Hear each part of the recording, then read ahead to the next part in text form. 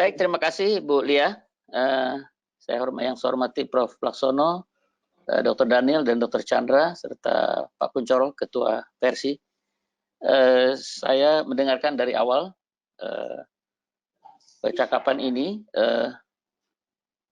Apa bisa dengar suara saya? Bisa sangat jelas, Dok. Sangat jelas. Silakan.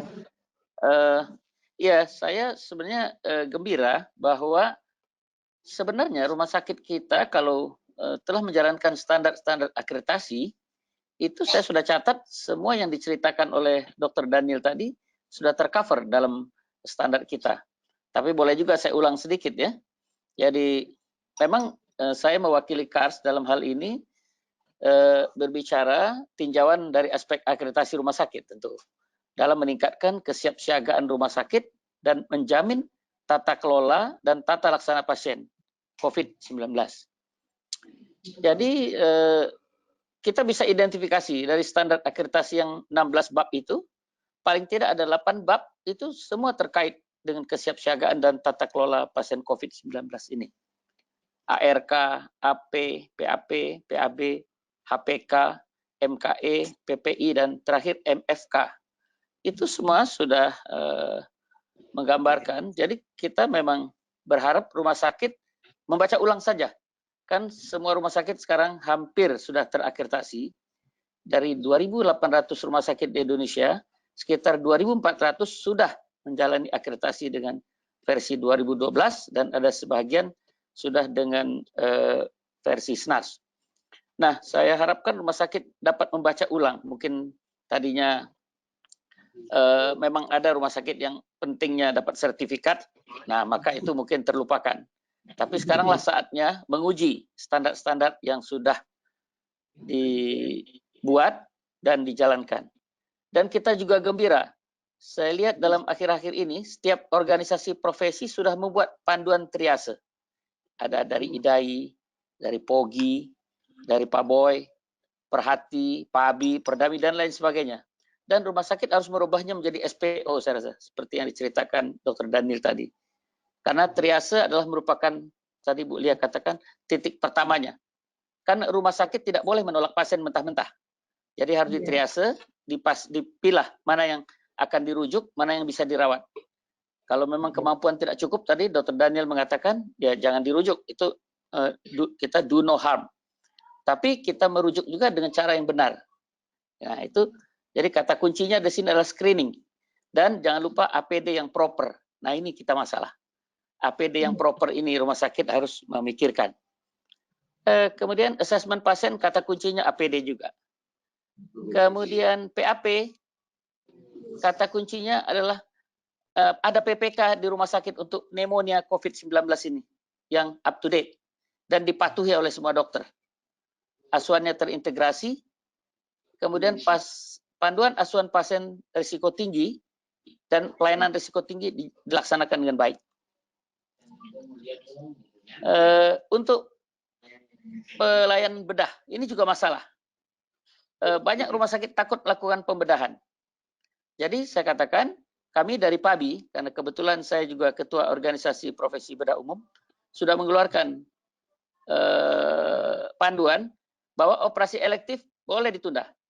Tapi operasi darurat tentu harus dijalankan. Nah, kata kuncinya berada pada anestesi. Dan kita beruntung Perdatin sudah mengeluarkan rekomendasi bagaimana cara melakukan pembiusan pada pasien-pasien COVID-19 ini. Jadi kita bersyukur profesi sangat cepat bereaksi dalam hal ini. Nah terakhir, MKE, PPI, MFK, semua yang diceritakan Dr. Daniel tadi, memang demikianlah. Semua standar PPI harus diterapkan pada tata kelola COVID-19. Kata kuncinya komunikasi efektif. Nah, saatnya lah sekarang rumah sakit membuktikan panduan Hospital Disaster Plan yang dia punya dan dia buat dan sudah lulus, itu dibuktikan bekerja atau tidak. Jadi baca kembali Hospital Hazard Vulnerability Assessment dan Hospital Safety Index-nya. Nah terakhir, saya rasa rumah sakit harus mengaktifasi sistem bencana dan dievaluasi. Siapkan sarana, APD, ruangan isolasi, dan buat kontak dengan Dinas Kesehatan, BNPB, BPBD, atau lembaga-lembaga sosial donasi yang bisa membantu memberikan APD. Demikian tambahan dari kami dari KARS, tapi sekali lagi sangat mendukung yang sudah disampaikan oleh Dr. Daniel tadi, memang artinya klop dengan standar KARS. Terima kasih. Ya, terima kasih banyak Dr. Joni. Jadi betul apa yang disampaikan tadi bahwa sekarang tinggal di mana nih rumah sakit, bisa nggak kita menerapkan atau mengimplementasikan apa yang selama ini sudah kita sajikan kepada KARS. Betul gitu ya Dr. Doni ya, Dr. Joni. Ya, betul. Baik, sudah Dr. Biring sudah menjelaskan ya, sudah menjelaskan. Oke.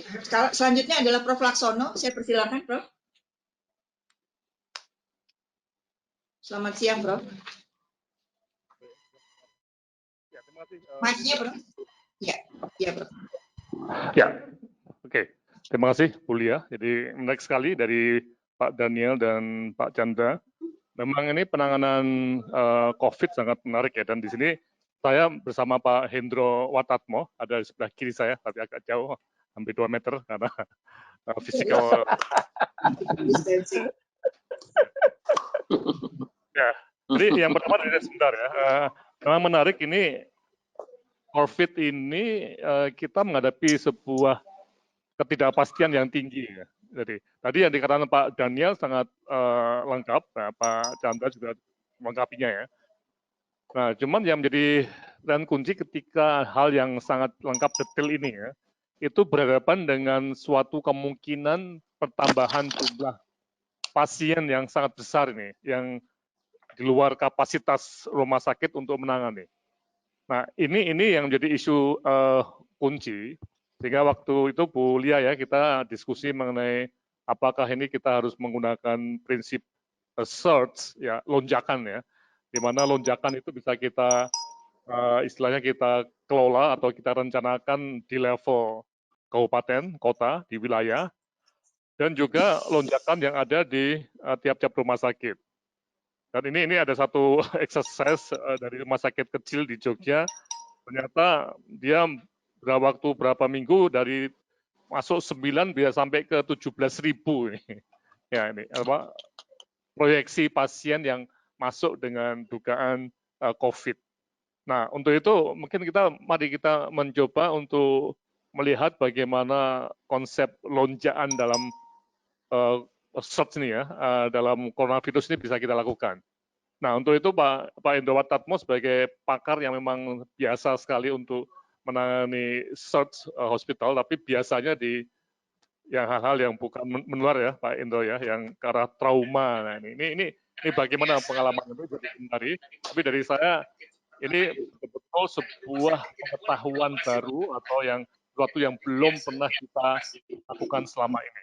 Oke, monggo Pak Hendro, silakan dulu. Silakan Dokter Hendro. Pertama, saya sampaikan dulu saya bukan pakar, Pak. Cuma ada beberapa pengalaman. Juga selamat sore Bang Joni. Saya sebut Bang Joni karena sama-sama di RSCM lama. Ya, jadi yang disampaikan Dr. Joni tadi itu adalah situasi ideal dalam situasi normal. Ya, akreditasi itu adalah standar dalam situasi normal. Yang kita hadapi tidak normal nih. Satu itu. Yang kemudian itu harus dicek juga apakah kesiapan itu sekarang sudah ditingkatkan. Contohnya yang terang misalnya aja pada KARS itu tentu saja persiapannya itu tidak untuk pasien sebanyak ini. Karena sekarang ini kenyataannya kami sudah bicara dengan beberapa rumah sakit daerah di sini. Mereka kelabakan semua soal APD. Dan ini kata Pak Jokowi itu di seluruh dunia. Katanya negara-negara ini rebutan APD sekarang, alat pelindung diri. Jadi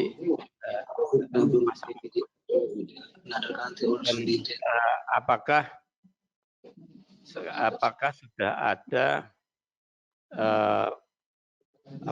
program atau rencana untuk desentralisasi dari penanganan ini? Karena kita lihat sekarang rumah sakit yang dibuat itu adalah di Wisma Atlet, itu tanggal 28 Maret direncanakan untuk 3.000 orang mau dibuka. Kemudian di Pulau Natuna ya, kalau tidak salah, kemudian di Pulau Seribu. Jadi seperti sentralisasi. Nah ini di daerah bagaimana itu?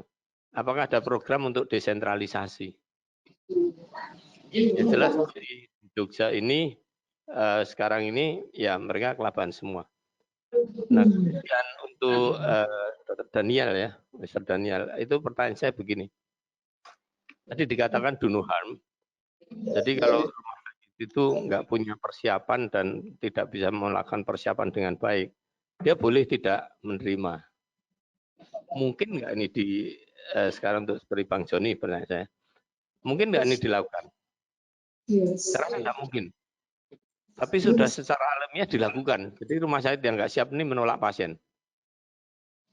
Ini kenyataan sudah terjadi. Nah ini, jadi apakah ini tidak lebih baik bahwa fasilitas itu disentralisasi di satu daerah, di satu wilayah itu? Misalnya saja di Jogja. Di DIY itu dulu yang ditetapkan sebagai rumah sakit rujukan itu 4. Kemudian karena kasusnya naik, kemudian jadi 8. Sekarang jadi 25. Tapi 25 itu hanya ada di SK. Kalau di kesiapannya betul, tidak akan sekian. Jadi saya berpikir apakah tidak mungkin bahwa daripada menetapkan 25 tidak siap semua karena tidak punya fasilitas, apa tidak lebih baik ini fasilitas baik dari sumbangan atau apa yang ada ini dipusatkan ke beberapa rumah sakit yang memang terlihat mampu itu. Nah, sekarang ini kasus positif di Jogja ada berapa? 3 ya? 3. Itu tersebar di 3 rumah sakit. Belum yang sedang PD-nya saya tidak tahu berapa puluh. Itu juga di beberapa rumah sakit. Nah, paling tidak, apakah tidak mungkin kalau yang positif itu dipusatkan di satu rumah sakit, misalnya Sarjito, ya apa boleh buat di sana gitu ya, daripada semua rumah sakit ditunjuk tapi nggak mampu dan nanti akhirnya terjadi saling lempar. Dan ini tidak akan bisa dikontrol ini saling lempar ini. Nah, itu yang ingin kami sampaikan. Kemudian yang kedua tadi, apakah dari pusat itu tidak ada juga semacam rencana untuk mendesentralisasi bantuan yang ada supaya daerah ini juga mampu. Ya, itu. Terima kasih. Jadi ini Bu Lia ya, maybe untuk Prof. Pak Daniel ya.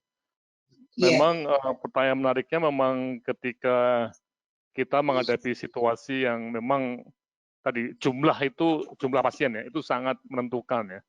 Nah, apakah kita sudah siap dengan berbagai skenario-nya nih yang terjadi? Nah, tadi Pak Hendro menekankan mengenai model ini bisa nggak direplikasi di tiap daerah sehingga daerah-daerah ini seperti ini ada kemungkinan Jawa Tengah dan Jawa Barat ini bisa menjadi banyak pasien ya.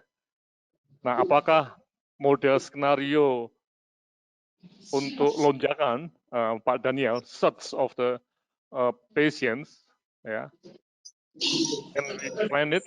Apakah kita bisa merencanakan? Dan tadi Pak Indro menyatakan daripada kita memberikan suruh rumah sakit itu rujukan, kalau trauma bisa Pak ya, trauma mungkin bisa, tapi begitu sampai ke penyakit yang menular seperti ini, masalah ya Pak ya. I think it is not easy to have skills and facilities and also expertise in every hospital. So there will be like whether we will be centralized in one hospital or two, or maybe we spread to over all of the hospital. Yeah. Okay, this is the comment. Terima kasih. Ya, terima kasih Prof. Laksono dan Pak Hendro. Jadi sekaligus ini ada pertanyaan, betul apa yang disampaikan Prof. Laksono. Kondisi yang ada sekarang, rumah sakit itu banyak yang dimarahi sama masyarakat dan dianggap bahwa rumah sakit tersebut menolak pasien. mungkin alasan menolaknya adalah seperti yang tadi, dia tidak mau membuat pasien tersebut mendapatkan pelayanan yang tidak standar, atau bahkan dia sendiri tidak bisa memproteksi SDM-nya di rumah sakit ini. Nah, mungkin itu nanti itu adalah yang sudah disampaikan oleh Pak Daniel tadi. Memang harusnya kita sudah punya standar bahwa do not harm tadi. Apakah kita bersedia menerima, menampung dengan ketersediaan APD atau alat pelindung diri yang terbatas, justru akan merepotkan dua belah pihak, baik itu pasiennya sendiri ataupun rumah sakit. Nah, tapi ada lagi tadi ide, mungkin Pak Daniel bisa menjelaskan pada kami, mungkin lewat Pak Biring, apakah bagus yang mana nih? Kita mau usul untuk desentralisasi, artinya kita mencukupkan bahwa dalam satu kota, dalam satu wilayah itu ada beberapa rumah sakit saja yang memang kita sudah buat sebagai yang lengkap, atau ini mau dipusatkan. Nah, sekarang ini kan banyak yang dipusatkan. Mungkin ada ide, silakan ya.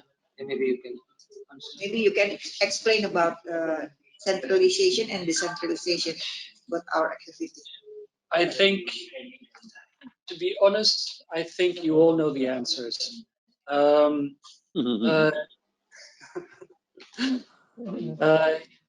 Again, what I tried to do in the presentation was introvertedly a little bit. What are my capacities? So can I handle, let's say, screening and triage, but not admission?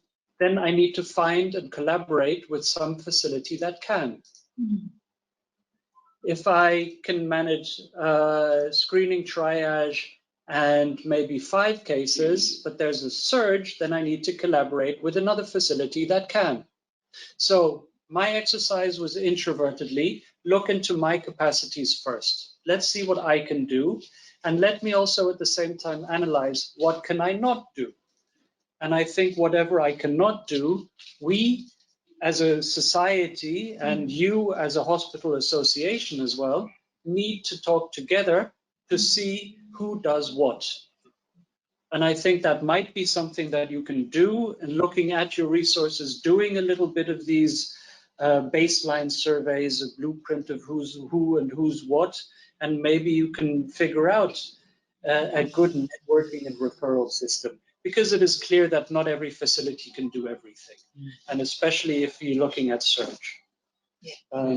So I think it's very important to maintain that contact and that collaboration for a smooth and simple and good effective referral.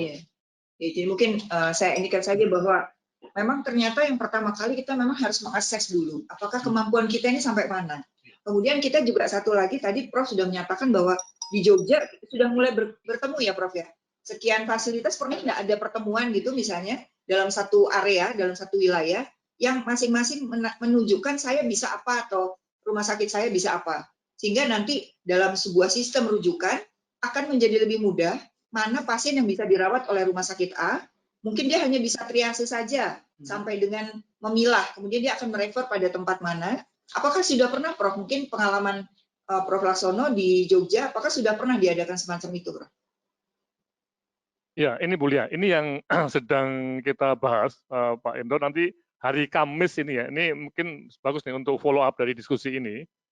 Kita mencoba membahas mengenai surge planning ya, perencanaan lonjakan ini Bu. Ya, yang tentunya di level daerah ya. Jadi seperti tadi Pak Edo katakan ya, apakah kita akan menyebar semua tempat perawatan di 20 rumah sakit atau kita pilih 2 atau 3 rumah sakit yang sudah siap menjadi tempat ini. Nah, ini menjadi satu isu yang menarik. Jadi apa yang dikatakan Pak Daniel itu penting sekali, bahwa yang kita sebut sebagai detail itu luar biasa ya. Detail tadi. Jadi saya tangkap dari Pak Daniel itu persiapan kita harus detail sekali. Nah, ketika bicara detail ini, apakah kita ini strateginya ya mau berikan ke 20 rumah sakit sehingga semuanya susah semua, atau hanya 2 atau 3 yang bagus betul? Nah, ini pertanyaan yang mungkin nanti ya Kamis ya Pak Endo ya. Kita coba bahas Bu nanti hari Kamis. Kita juga belum pernah punya pengalaman ini Bu Lia ya. Nah, waktu diskusi di PLC minggu lalu, saya juga bilang saya nggak pernah terlibat di dalam suatu search yang lonjakan yang penyakit menular. Tapi kalau search mengenai trauma itu sering, ya Pak Hendro juga sering ya. Ada komentar Pak Hendro. Ya. Mungkin ada komentar tambahan, Ya. Pak Hendro, Pak sebelum Hendro, kita lanjut Joni lagi sebentar. Udah ada pertanyaan belum? Mungkin ada ini, ya silakan Pak Hendro. Terapi meletus 94 itu 80 korban itu berat semua itu terbagi di beberapa rumah sakit. Jadi ada di Bethesda, di PKU, Panti Rapih, Sarjito. Tapi karena ketidakmampuan rumah sakit ini merawat, akhirnya dengan kesadaran, dengan dengan kesepakatan bersama, semua dipindahkan ke rumah sakit Sarjito. Supaya nanti bantuan fasilitas tenaga itu bisa ngumpul di situ dan bisa lebih efektif itu. Nah, tapi pada penyakit menular ini anunya jadi agak beda ceritanya. Karena rumah sakit ini sejujurnya aja tadi kan dianjurkan untuk menilai diri sendiri. Apakah saya mampu enggak? Nah, nanti ini bisa bias ini soalnya kalau yang menilai hanya diri sendiri. Karena ini nanti ada masalah dan itu sudah terjadi di kota lain ya, bahwa rumah sakit ini menolak pasien bukan karena dia tidak mampu, tapi karena justru dia takut kehilangan pasien. Itu kenyataan yang sudah terjadi, sehingga untuk self assessment itu saya berpikir jangan 100% oleh rumah sakit itu sendiri. Ada arahan dari ya mungkin dari pihak dinas ya mungkin ya, dinas kesehatan mungkin yang harus mengatur saya rasa ya. Dinas kesehatan dan tentu saja versi sendiri. Jadi kalau nanti dibiarkan bebas, nanti masyarakat ini bisa, loh ini rumah sakit yang kelihatannya bagus kok tidak jadi rujukan, ada rumah sakit kecil malah jadi rujukan itu. Di Jogja sudah terjadi itu, ada pertanyaan seperti itu. Iya. Gitu. Jadi kalau kita lihat ini menarik sekali Pak, karena Indonesia ini sangat besar, sehingga sulit sekali untuk memang artinya hanya pemerintah saja yang akan aktif dalam menata ini.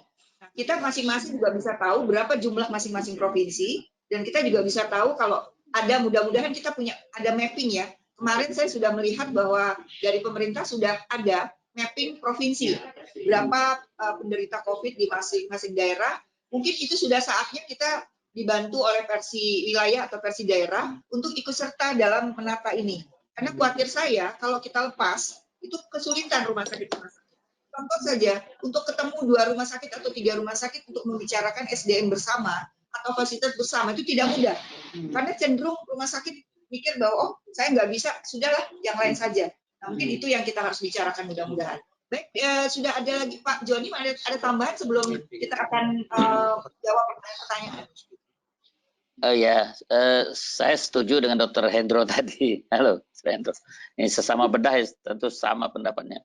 Memang kita selama ini, saya mengakui sering kan menjadi narasumber untuk pembuatan hospital disaster plan. Kita terabaikan nih kalau yang outbreak penyakit kan, Dr. Hendro ya. Kalau untuk trauma kita banyak pengalaman. Prof. Aryono itu guru kita, udah sampai 100-an accident casualties. Tapi ini kita belajar. Nah, tadi yang kedua saya katakan setuju, Dr. Hendro. Kita sekarang terbata-bata. Nah, ini memang dari KAR sudah mempelajari rumah sakit yang sudah kita akreditasi itu ada levelnya, ada yang cuma S, ada R, ada I.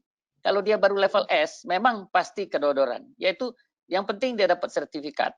Bisa izin operasional keluar, bisa kerjasama BPJS. Nah, itu apa boleh buat itu. Tapi ada yang sudah R, risk management.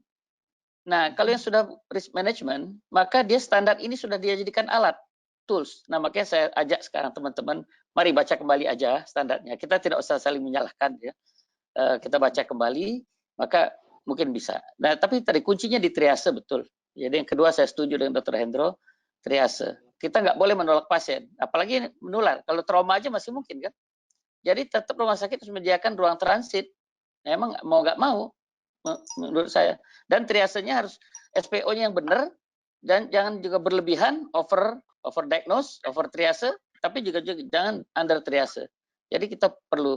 Nah, yang ketiga, Persi harus ambil bagian Pak Kunchoro ini, bagaimana mengatur di rumah sakit ini.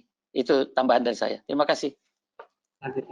Ya, oke. Daniel, silakan. Mau ada apa masukan yang dari tadi kita sudah bahas? Sorry, just one thing on the collaboration. What we do in MSF, again, I don't want to presume anything. What we do is we try and make sure that we don't just collaborate on referrals, but we also collaborate on resources. If a facility is seeing, for example, 70 or 80 patients, maybe the other facilities can collaborate by supporting that facility with human resources and material resources. If you have a stockpile of PPE, which is in shortage everywhere, in one facility which is not seeing any patients, and the other one is running out, you also need to share your resources. If you have a specialist in one facility but he's seeing 0 patients and the other one is overwhelmed, it might be good to collaborate on resources as well, human and material resources. Ya, sudah saatnya mungkin ya kita kolaborasi. Tadi Daniel menyampaikan bahwa kita harus sharing memang antara satu rumah sakit dan rumah sakit lain, mana yang dia punya kelebihan tenaga, spesialis dan sebagainya, mungkin kita bisa saling mengisi gitu untuk menjawab kebutuhan dari masyarakat. Baik, saya akan buka tentang pertanyaan-pertanyaan dulu. I will open the question from others. Nah, jadi pertanyaan pertama adalah bagaimana mengenai krisis APD. Ya tadi kita udah sampaikan ya bahwa kalau alat pelindung diri ini kalau dari Daniel sendiri bilang bahwa APD itu adalah mutlak penting untuk rumah sakit. Jadi jangan mencoba tidak pakai APD lah istilahnya ya. Ini adalah kita sudah tadi disampaikan ya. Kemudian yang kedua, bagaimana cara mensterilisasi rekam medis yang masih manual, belum rekam medik elektronik ya. Nah, it's about electronic medical record, not medical record, but it's like a hard copy. Do you have any suggestion about it? How to protect the people who work in medical record, but it's just papers. Paper for the medical record. How to make it safe, yeah, for the personnel. Is she? I don't know if she's afraid that if somebody coughs on the paper, that it stays on the paper and. Paper. I'm not an expert. I'm sorry. I don't know if you could. I saw somebody microwaving money and it started to burn. So I don't think microwaving your medical records is a good idea. Yeah. But I don't. I'm sorry. I don't know. Yeah. Jadi katanya nggak ada cerita mengenai bagaimana dia belum pernah tahu tuh ada medical record bisa disterilkan gitu ya. Jadi yang harus dikerjakan adalah sekali lagi bagaimana kita mencuci tangan, membersihkan tangan kita supaya tidak ada semprot alkohol. Ya, terus satu lagi juga, apakah medical record ini katanya pasien batuk di dekat medical record itu ya nggak tahu ya. Mudah-mudahan yang penting adalah buat kita adalah cuci tangan tadi. Hand hygiene, bagaimana caranya sebelum dan sesudah itu wajib ya. Mungkin pertanyaan berikutnya, silakan ditanyakan lagi. Pertanyaan berikutnya adalah bagaimana manajemen emergency response di unit IGD untuk melakukan kasus triase yang belum terdeteksi. So if the patient comes, you don't know it's a positive or no. So do you have any suggestion about management emergency response in emergency? Sebenarnya tadi udah disampaikan ya. Ya, mungkin udah disampaikan tadi ya bahwa harus apa triase. Ya, jadi tadi intinya kalau kita dengar ada hijau dan ada merah. Ya kan? Disampaikan harus dipisah. Mana yang safe, mana yang aman untuk bisa masuk ke ruangan, mana yang merah tidak boleh masuk. Ya, jadi itu yang, dan ada lembar dari pemerintah, dari Kementerian Kesehatan juga sudah ada tuh lembar kuesioner ya. Mungkin kalau kita lihat pertanyaannya apa sehingga dia bisa mengarahkan bahwa ini merah atau hijau. Pak Niko agar dikumpulkan dalam suatu database, lalu data ini bisa menggambarkan gap yang ada dibandingkan penghitungan kebutuhan search capacity. So it's about the database. Maybe you have any experience about database in several hospitals. Pertanyaan, ya. I think for anything that is emergency epidemic related, your central disease control and disease surveillance and prevention tools are the standard. So here it's P2P, correct? Yeah. And I think it's incredibly important that people record not just the positive cases, but also that there's a possibility of recording suspected cases. Yeah. as we mentioned earlier, referral is one of the tricky parts. When you have a screening and you have a triage of a suspected case and you refer them, one of the colleagues mentioned, you refer them, they can be lost. But that suspected case should still be recorded as a suspected case. Jadi disampaikan oleh Daniel bahwa memang kita perlu sekali mengenai data ya.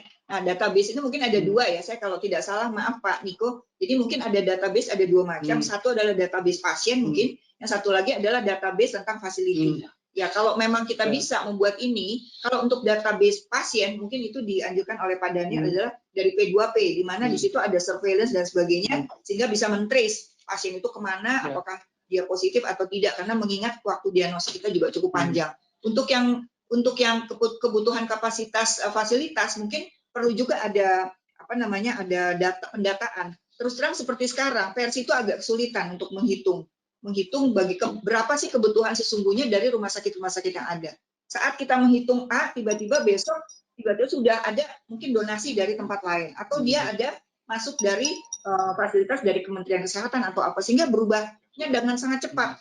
Pasien yang tadinya hanya 5 tiba-tiba menjadi 20 atau 30, sehingga rumah sakit meminta sedemikian banyak kebutuhan, itu juga agak sulit. Tapi saya setuju bahwa harus ada database, Dr. Niko.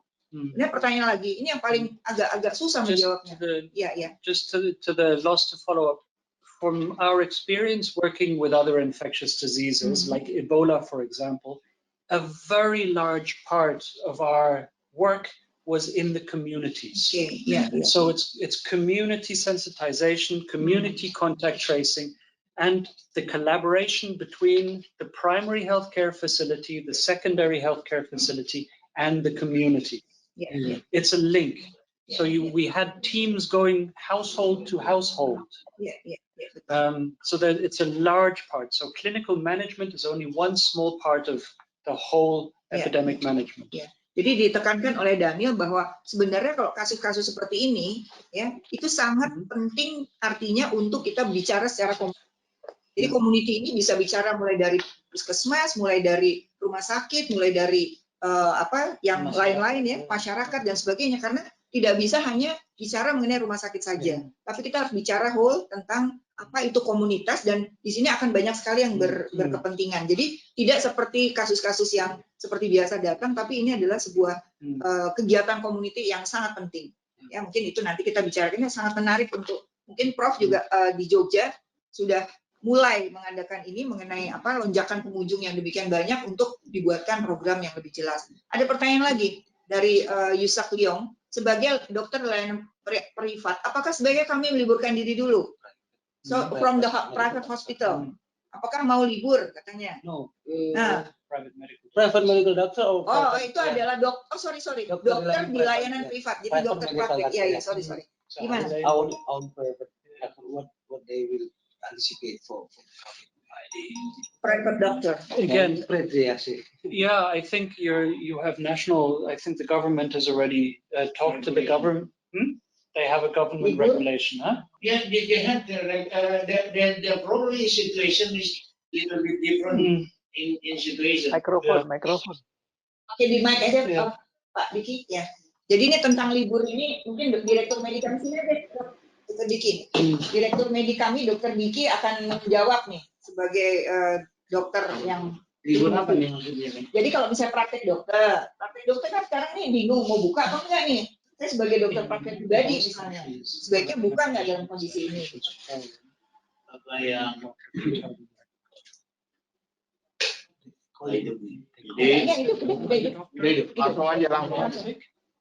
Jadi kalau untuk sebagai dokter di rumah sakit, yang kami jalankan di Rumah Sakit Jantung Harapan kita tentu memberikan pembatasan pelayanan, pengurangan pelayanan, sehingga kontaknya juga tidak terlalu lama, begitu juga dalam pasien, antrian, dan lain-lainnya. Tapi kalau ditanyakan apakah yang private nih, khusus yang private di luar rumah sakit dilakukan atau tidak, semuanya lagi-lagi kalau menurut saya sih tergantung APD-nya tersedia atau tidak. Menurut saya sangat penting, inti daripada semuanya ini adalah APD. Kalau merasa tidak nyaman, APD lebih baik kita stop untuk operasi pelayanan yang di luar rumah sakit untuk yang private. Itu menurut saya. Mungkin salah, silakan dari Pak Dr. Kuntoro atau Dr. Kalau saya lihat Prof. Laksono. Prof. Laksono minta pendapatnya dong. Iya, mungkin kalau gimana nih? Kalau saya sih lihatnya memang betul. Yang penting APD-nya ada nggak? So, ya, do not harm. Do not harm tuh kata favoritnya Pak Kuncoro ini. Selalu diulang-ulang ya setiap kali paparan, do not harm. Jadi apakah kita mau praktek tapi mengorbankan satu, korbankan kita sendiri, kemudian korbankan pasien lain, sementara kita tidak tahu apa yang mesti kita kerjakan, itu sebaiknya kembali lagi kemampuan dari dokter di layanan privat itu sampai sedemikian apa besarnya. Kalau misalnya dia memang siap dengan pelindung dirinya, ya itu silakan menurut Dokter Diki ya. Tapi bila tidak, ya jangan. Ya. Baik, karena masih ada pertanyaan lagi. Are you agree about that? The important thing is about PPE. One of the, I'm not an expert on this. I can see what other countries have instructed the general population to do, which is not to go to the doctor, to the general practitioner, but to call them when they are sick. And the general practitioner then gives on the phone, gives the advice where to go. So it's like a telephone screening advice. But then again, every general practitioner here, and maybe we need to talk to the General Practitioner Association to make sure that they have all of their information, so that they can refer properly. Ya, jadi ide yang baik tadi dari Daniel bahwa kita sebaiknya kalau dokter praktek lebih baik kita on call ya. Artinya dokter-dokter yang biasanya pasien-pasien itu kan sudah punya langganan dokter sendiri dan sebagai dokter keluarga mungkin dia bisa ditelepon dulu, disampaikan apa keluhannya, kemudian disarankan untuk apa, mau ke dokter kah atau sebaiknya disarankan kalau memang gejalanya khas tentu langsung ke rumah sakit. Ya saya rasa itu juga kita setuju ya. Nah, mudah-mudahan teman-teman yang di luar area ini bisa mendengarkan. Kemudian satu lagi ada penggunaan AC sentral. Nah, tadi sudah disampaikan bahwa tidak menggunakan AC sentral karena apa? Ini infeksi yang tidak tahu kita apakah airborne atau bukan. Nah, mungkin Dr. Daniel bisa cerita kenapa tidak boleh AC sentral? Why we cannot use the air condition with the centralized? I don't know the mechanics of the air conditions. I think the concern is not enough filtration in the air conditions. Again, a lot of this is theoretical about particle sizes. What I mentioned are recommendations, they're not rules. I know that in many facilities, you do not have windows and you rely on central air conditioning. The recommendation is to have a one-way airflow system. If that's not possible, di AC ini ya, AC biasa gitu ya. Ya mungkin itu juga yang ya, jadi itu manakala kita tahu bahwa jumlah pasien tambah banyak, yang kita lakukan adalah kita memutus beberapa kamar untuk tidak digunakan AC sentralnya. Karena AC sentral bisa di stop tuh. Jadi akhirnya kita terpaksa menambah AC split ya Dokter Diki ya. Itu yang kita lakukan di rumah sakit kita karena kita tidak jamin bahwa AC sentral tuh gimana filtrasinya dan sebagainya.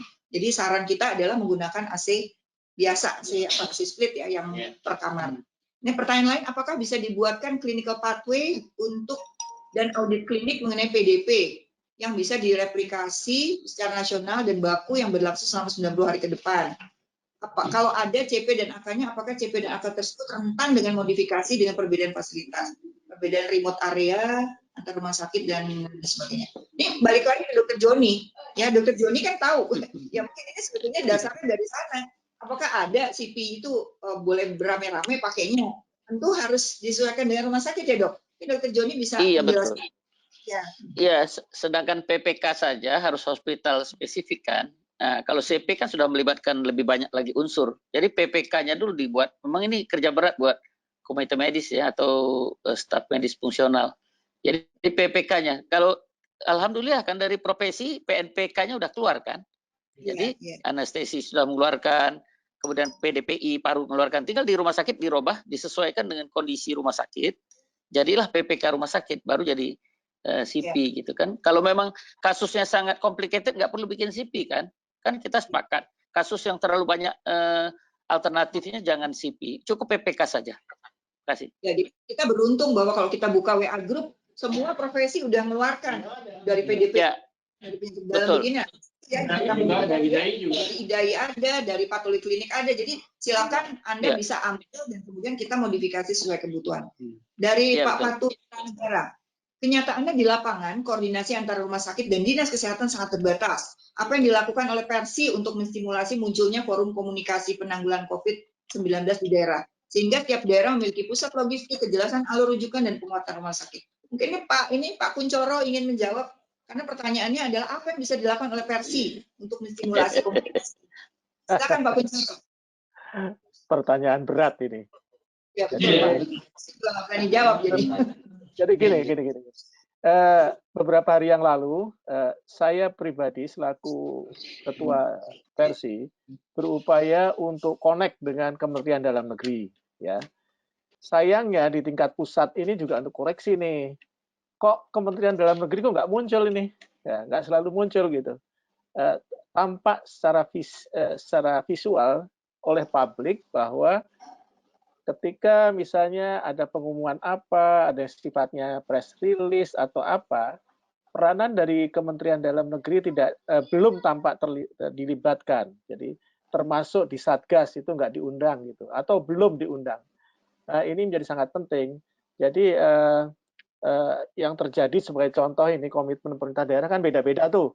Prabu Mulih malah nantang gitu sehingga direkturnya meninggal dunia kan gitu ceritanya. Aduh.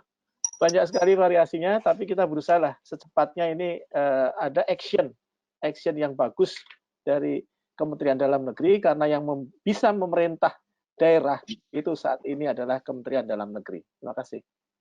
Terima kasih Pak. Jadi tadi sudah didengarkan bahwa Persi sangat mendukung. Jadi sekarang ini yang terjadi adalah masing-masing itu mencoba apa yang dia bisa lakukan.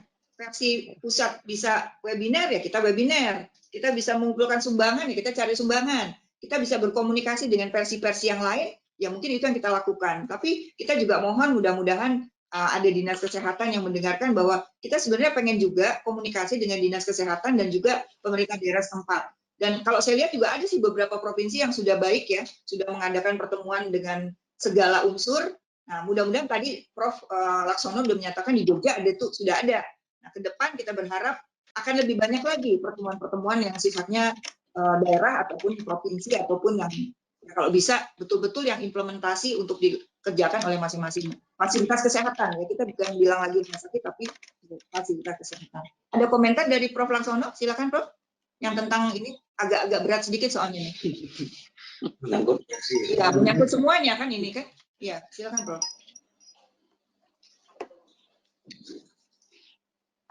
Suaranya nggak kedengeran, Prof? Suaranya nggak keluar?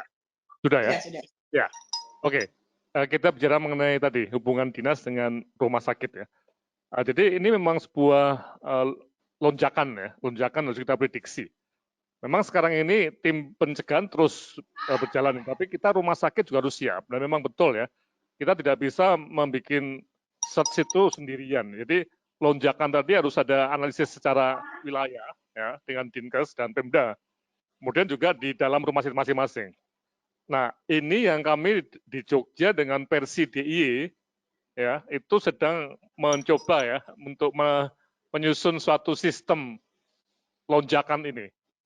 Oke, nanti hari Kamis kita bahas bersama Pak Indro dan teman-teman dari Persi DIY ya, hari Kamis untuk webinar. Mungkin Pak Kun bisa, Bulia bisa minta teman-teman dari Persi daerah lainnya juga untuk lihat ya. Nah, di situ kita akan coba bagaimana peran dari dinas dan bagaimana peran rumah sakit, serta juga tentunya peran dari Persi daerah ini. Tadi yang katakan Pak Hendro tadi, desentralisasi dari pusat ke daerah. Kalau kita lihat di Jogja itu sudah sampai ke penggunaan Wisma Atlet ya. Nah, apakah di Jogja ini juga kita sudah siap sampai misalnya menggunakan Wisma Haji misalnya untuk ini? Ini kita belum ya. Jadi begitu Bu Bulia ya. Nanti kita Kamis nanti kita coba bahas ini. Terima kasih. Prof. Laks, saya boleh usul nggak? Ya. Bulia, saya mau usul ke Prof. Laksono. Prof, apa mungkin nggak salah satu skenario saya usul kalau begitu kasusnya meningkat, kita memang membagi. Tadi Dr. Hendro sudah nyebut sedikit. Jadi misalnya kasus ini ditangani di rumah sakit pemerintah, kan pemerintah bisa memberi bantuan dana yang jelas. Nah, swasta itu hanya meningkatkan triasenya aja, yang triase by phone. Kemudian rumah sakit praktek pribadi juga tadi bagus tuh, jadi triase by phone-nya yang jalan, sehingga jelas daripada dia diobati dengan tadi fasilitas yang tidak memadai malah merugikan. Bisa nggak itu skenario itu kita buat sampai ke sana, Prof? Terima kasih. Betul, Pak. Jadi nanti kita berbasis kan Pak Indra punya jawaban sebentar nih. Pak Indra mungkin ada komentar mengenai tadi yang Pak. Jadi Pak ada beberapa skenario Pak, dan tadi termasuk kita ya konsepnya itu yang merawat yang mampu betul ya. Silakan Pak Indra. Ya. Ya, baik. Itu nanti mungkin mudah-mudahan akan diusulkan. Silakan Pak Indra, masih ada ini usul. Ya. Jadi yang tadi desentralisasi, kemudian ada tingkatan rumah sakit itu mungkin kriterianya Persi sudah bisa dipakai itu, bahwa yang S itu nggak usah ikut, kemudian yang ya ikut untuk trias, yang R boleh, ya. Dari KARS, ya, dari KARS. Nah itu kan sudah bisa untuk gambaran itu, mana yang bisa untuk untuk difasilitasi untuk melakukan penanganan yang lebih. Ya, nah kemudian kalau pemusatan ini, saya malah berpikir pemusatan untuk yang positif memang di situ, tapi pemusatan untuk yang PDP pun mungkin perlu dikerjakan. Jadi itu ada rumah sakit tutup, ada 2 bisa dipakai. Jadi itu bisa dipakai, dibuka lagi untuk konsentrasi PDP. Iya, untuk PDP. Rumah sakit Fatmasuri itu ditutup. Kemudian ada rumah sakit Sudirman itu juga ditutup. Ada rumah sakit gede yang belum bornya masih ada, itu nanti kita bicarakan hari Kamis. Gitu. Ya, betul. Terus terang ini terima kasih. Ya, terima kasih banyak Pak Hendro dan Prof. Ustaz Dr. Joni. Jadi ini juga rupanya di Jakarta ini ada satu rumah sakit yang dari BUMN itu ditutup karena juga memang difokuskan nantinya untuk rumah sakit COVID, dan kemudian ada juga rumah sakit yang baru dibangun oleh swasta, itu akhirnya semua pasien-pasiennya yang suspek COVID itu dipindahkan ke sana. Mungkin itu juga yang menggunakan wilayah tadi. Dan ada beberapa pertanyaan, kita lihat tadi, ada beberapa pertanyaan dan masukan ke pertanyaannya. Termasuk salah satunya yang kita bisa sambung, mungkin bisa bantuan Dirjen Yankes, itu setuju, pasti nanti kita akan bicara juga dengan Dirjen Yankes. Kemudian satu lagi juga yang ada hubungannya lagi, tadi ada Dr. Daniel, coba lihat dari bawah ke bawahnya lagi. Ke bawahnya Dr. Dani mengusulkan karena terkait, ke bawahnya lagi, Pak, ke bawah, di bawahnya Tasikmalaya. Nah, di bawahnya Tasikmalaya tadi ada usulan yang setelah saya baca, bahwa terus, bukan, ke atas ya salah ya. Nah ini, jadi memang tidak semua rumah sakit harus memiliki peran yang sama. Tapi yang pasti rumah sakit itu harus punya. Yang mana yang harus punya? Jadi dia harus punya peran screening, peran transit. Ya, tadi. Dan satu lagi tadi, coba untuk merujuk. Itu yang pertanyaannya tadi, Pak. Yang pertanyaannya. Jadi ada tugas-tugas rumah sakit yang memang tidak boleh dihilangkan. Jadi sampai misalnya pemulasaran jenazah. Kalau misalnya dia datang ke situ udah meninggal, kan bagaimana? Jadi ada hal-hal mendasar yang harus dimiliki oleh rumah sakit. Kemudian coba kita lihat ke atas lagi pertanyaannya. Kalau misalnya sekarang pasien datang yang di atas, Pak, di atas terus ke atas. Ada pertanyaan tadi mengenai SDM misalnya. Ini sama ya sebetulnya pertanyaannya. Terus ke atas lagi, Pak. Nah, ada pertanyaan tentang SDM. SDM fasilitas itu sama. Bu Yeni Kusnadi, pertanyaannya SDM dan juga fasilitas itu sama. Rumah sakitlah yang menentukan apakah dia mampu untuk melakukan kegiatan tersebut atau tidak. Tadi Pak Daniel sudah bilang paling tidak untuk triase. Ya kalau dia mau buka rumah sakitnya ya masa dia nggak mau triase? Harus, triase itu wajib. Tapi itu yang harus dipikirkan SOP-nya seperti apa. Maka tadi Ibu Rinda Nurul menyatakan apakah ada rekomendasi versi untuk rumah sakit terkait standar pendokumentasian medis khusus penanganan ini. Apakah ada sistem informasi khusus? Nah, ini sistem informasi ini saya pikir itu kelihatannya tidak ada yang standar. Tapi tadi Daniel sudah menyinggung bahwa ini adalah sebuah penyakit yang harus ada surveillance-nya. Nah, surveillance-nya ada di setiap rumah sakit, ya terutama untuk tracing PDP dan ODP. Nah, tetapi untuk yang lebih besar lagi, surveillance kita kasih ke P2P, ya, dan Dinas Kesehatan melakukan itu. Jadi rumah sakit cukup untuk tahu tracing PDP dan ODP-nya saja dan memberikannya mungkin nama-nama tersebut ke Dinas Kesehatan atau P2P. Kita nggak usah tugasnya biarlah tugas yang sudah ada gitu. Kita tugasnya tadi, saya setuju dengan Dr. Daniel, mulai dari triase, ya, kemudian kita kalau memang transit, dan kemudian pemulasaran jenazah. Tapi kalau rumah sakitnya mampu, silakan bisa melakukan lebih dari itu. Dan tadi ada di atas disebut 119. 119 ini juga memang ada hotline khusus yang mau tidak mau, apakah kalau penuh itu memang karena overload. Ya, setahu saya sampai menghubungi dinas kesehatan menyatakan bahwa ini kita overload, 12. Ada hari ini 40 antrian. Bagaimana? Nah, itu yang terjadi. Sehingga betul bahwa crowding ini tidak bisa hanya diselesaikan oleh satu rumah sakit, tapi memang harus satu wilayah. Kemudian ada lagi pertanyaan sedikit lagi, saya akan rangkum-rangkum saja, coba dibuka.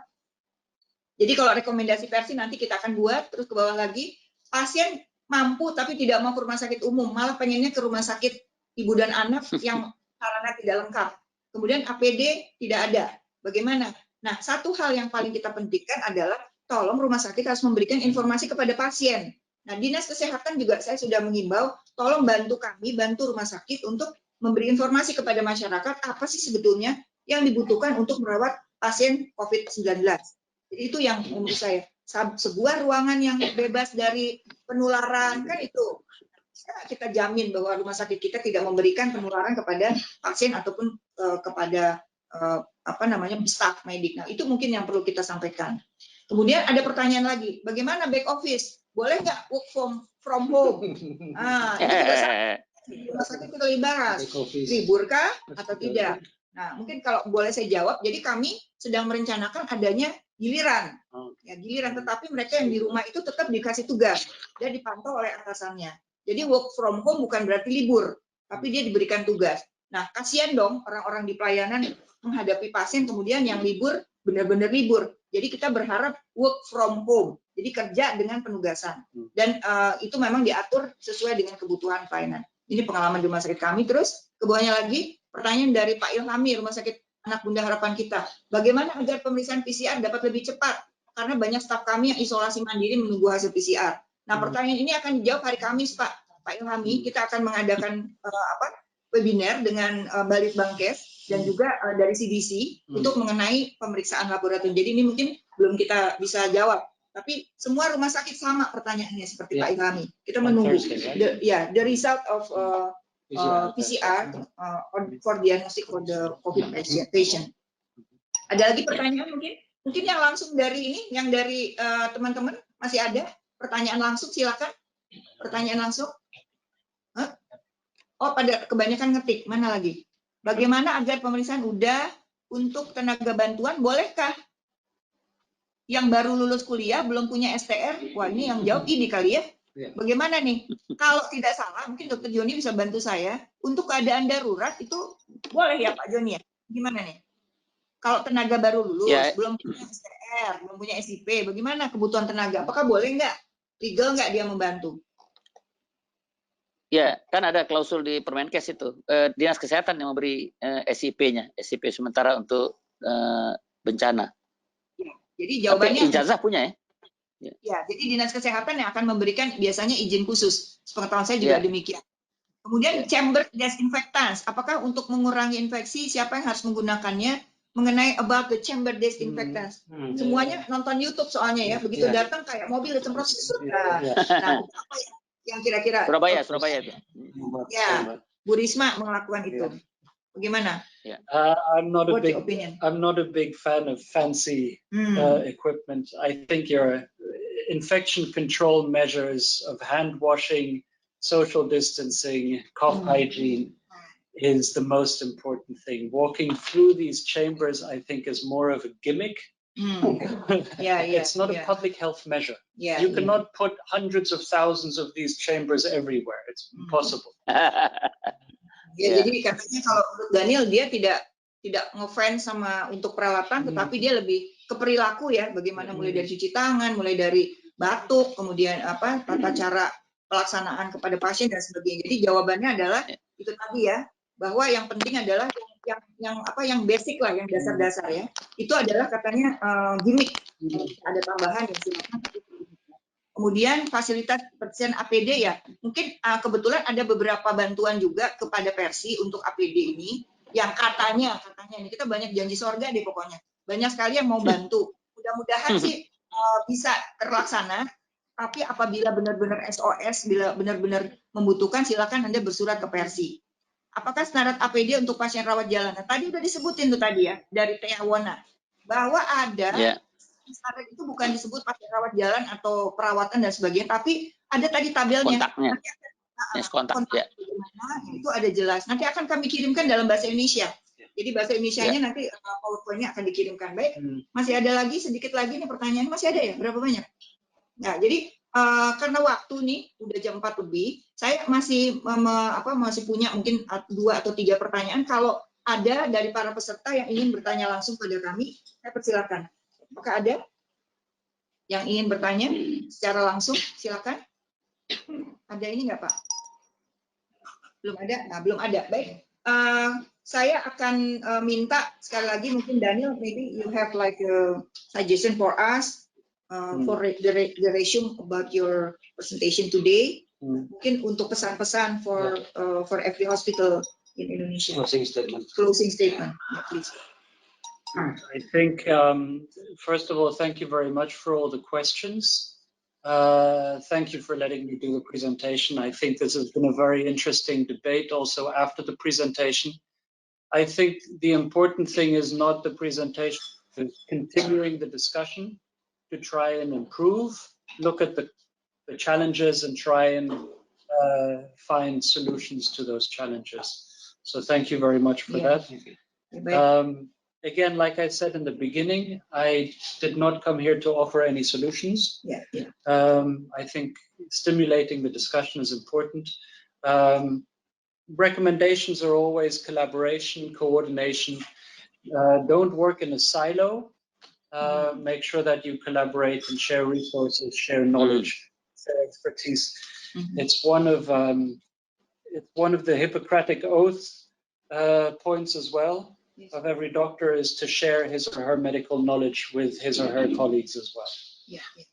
Oke, thank you Daniel. Jadi mungkin tadi sudah disampaikan ya, saya langsung aja bahwa jangan bekerja sendiri-sendiri aja intinya. Kita nggak bisa bekerja sendiri karena ini hal yang sangat luas ya, sangat mengenai banyak orang dan kelihatannya sih tidak bisa diatasi hanya kalau kita bekerja dengan sendiri. Baik, Pak Kuncoro, ada yang mau disampaikan, Pak Kuncoro? Terima kasih Bu Lia, terima kasih untuk Mr. Daniel, Pak Laksono, Pak Joni, dan semua Dr. Endro di Jogja. Dan tentu harapan kami, ini nanti kita berupaya on-become proses untuk mengaplikasikan di rumah sakit. Saya setuju dengan beberapa usulan yang tadi disampaikan Pak Joni, Pak Endro, dan ini rasanya sangat strategis untuk merupakan Pareto untuk percepatan meningkatkan kualitas pelayanan yang ada khususnya di daerah. Oke, sebaiknya kita ketemu deh nanti hari Kamis untuk follow up kegiatan ini. Kamis rasanya ada 2 kegiatan, yang satu tentang source, yang satu lagi terkait dengan yang lebih detail lagi. Saya kira itu kita ucapkan banyak terima kasih juga pada peserta yang ikut di webinar ini secara aktif. Bu Lia, nanti mohon ini materinya segera ditata, kemudian bisa dipublikasikan untuk umum. Terima kasih. Terima kasih Pak. Jadi Prof. Laksono ada yang mau disampaikan Prof? Cukup? Kayaknya udah pakai masker. Kita bergerak bersama ya, supaya pengetahuan yang baru-baru ini kita bisa share ke semua tempat di Indonesia, dan nanti kami juga akan bantu videonya juga akan kami edit di Jogja supaya bisa dilihat lagi. Oke, terima kasih Pak. Sampai ketemu hari Kamis ya Pak ya. Kamis. Pak Joni gimana Pak? Terima kasih Prof. Pak Joni ada lagi? Cukup, cuman saya minta tadi materi betul, karena saya juga selain di KARS kan saya di organisasi profesi yang berhadapan langsung juga, jadi banyak yang minta. Jadi ini tadi bagus sekali yang materi tadi, mohon dikirim kepada kami. Terima kasih. Materi ada dalam bahasa Indonesia. Jadi baik tadi sudah kita dengarkan paparan, dan kalau saya bisa simpulkan bahwa yang pertama adalah rumah sakit tuh harus memahami apa yang dia punya di rumah sakit. Fasilitasnya, SDM, pelayanannya seperti apa. Dia bisa mendetek berapa banyak orang yang akan datang kira-kira di kemudian hari. Kemudian do not harm tadi, bahwa bila membahayakan pasien atau keselamatan rumah sakit itu agak dibatasi, atau kalau perlu tidak harus melaksanakan pelayanan tersebut. Tetapi tadi ada masukan bahwa ya paling tidak triasenya lah dikerjakan. Jangan sampai seolah-olah dibiarkan pasien itu jalan sendiri, bikin SOP, karena apapun dia bencana, tetapi SOP dan laporan itu selalu penting. Gunakan APD sesuai dengan kondisi, kontaknya berapa lama, apa yang dia harus kerjakan, apakah dia di dalam ruang isolasi dan sebagainya, itu penggunaan APD-nya itu berbeda. Sudah ada tabelnya. Kemudian tadi tata udara harap diperhatikan bahwa tidak dianjurkan menggunakan sentral AC. Kemudian tadi ada pembersih-pembersih apa yang dianjurkan. Banyak pertanyaan di kami, pembersihnya pakai apa sih? Tadi udah sangat jelas, klorin 0,5%, etanol 70%. Ya kalau bisa dibakar ya pastilah ya itu alkohol gitu kan. Ada yang bisa dibakar. Kemudian waste management, limbah. Limbah itu penting karena bayangkan coba kita semua menghindar-hindar dokternya dari bersentuhan. Orang yang kerja di limbah, dia semuanya akan dia pegang, dia tutup, dia pegang, dan dia harus mengantarkan. Dan jangan lupa kalau kerja sama dengan pihak ketiga, saya mengingatkan bahwa ada kode khusus mengenai penyakit infeksi yang pakai tanda seru 3. Ya, artinya kita mungkin nanti minggu depan kita akan bicarakan juga bagaimana tentang limbah medis, tapi perhatikan bila Anda tidak mengerjakan sendiri, Anda juga harus yakin bahwa limbah ini di pihak ketiga pun akan aman, tidak mengotori atau menularkan pada lingkungan. Kemudian mengenai transportasi, ambulans, dan sebagainya, transportasi tidak boleh untuk menggunakan kendaraan umum. Saya nggak tahu, do you know Gojek? Gojek kendaraan umum bukan? Ya. Itu mas ya, saya nggak tahu ya, mungkin private juga ya. Kemudian kamar jenazah, ya, kamar jenazah tadi sudah disampaikan betul bahwa di sini banyak Muslim. Jadi itu kejadian beberapa kali bahwa mereka marah sekali begitu ketahuan meninggal, terus kemudian mereka tidak diperbolehkan melihat wajah dari jenazah. Jadi mungkin di depan sudah harus ada keterangan dari pihak rumah sakit. Ya, inform konsen dari depan. General consent. Tidak boleh dibesuk, boleh apa dan tidak. Itu mungkin kita bisa lihat contoh-contoh di Rumah Sakit Persahabatan atau Rumah Sakit Sulianti Saroso yang sudah demikian bagus sehingga pasien dan keluarga itu bisa betul-betul tertib. Ya, itu yang dan saya rasa sudah tidak ada lagi yang kabur sekarang. Kemudian satu lagi mengenai sertifikat ya tadi, jangan sampai katanya rumah sakit akreditasi tapi levelnya S ya, hanya pengen dapat sertifikat. Mudah-mudahan sih kita di Persi tidak ada yang demikian, bahwa semuanya mengambil akreditasi itu diambil adalah standar yang baiknya dan bisa diimplementasikan. Baik, terima kasih, thank you very much Bu Daniel dan juga Chandra Sembiring. Ini Chandra Sembiring ini junior tapi dia kiprahnya udah banyak juga di luar. Kemudian juga semua yang mendengarkan, saya tidak sempat menghitung, mudah-mudahan apa yang kita diskusikan pada siang hari sampai sore hari ini bermanfaat buat semua, dan kami akan mengirimkan PPT PowerPoint dalam bahasa Indonesia kepada seluruh yang membutuhkan. Bahkan boleh di-share ya Prof. Prof juga akan membuat video ini dikemas sehingga bisa di-share kepada seluruh rumah sakit. Terima kasih banyak. Selamat sore. Wassalamualaikum warahmatullahi wabarakatuh. Sampai bertemu di webinar. Ya, mari selamat sore.